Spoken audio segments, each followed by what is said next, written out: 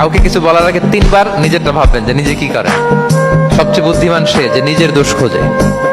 নিজের সমালোচনা যে করতে পারে সেই সর্বাপেক্ষা বুদ্ধিমান।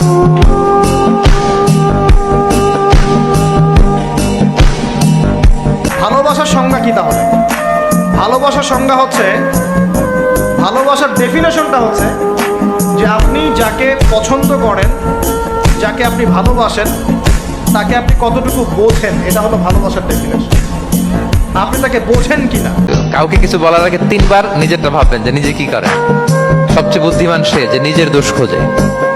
নিজের সমালোচনা যে করতে পারে সেই সর্বাপেক্ষা বুদ্ধিমান।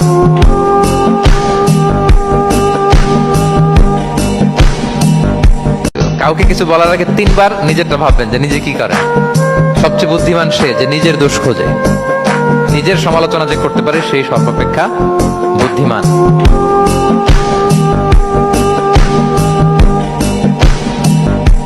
ভালোবাসার সংজ্ঞা কি তাহলে?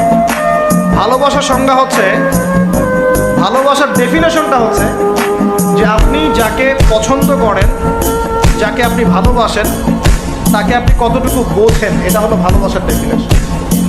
আপনি তাকে বোঝেন কিনা।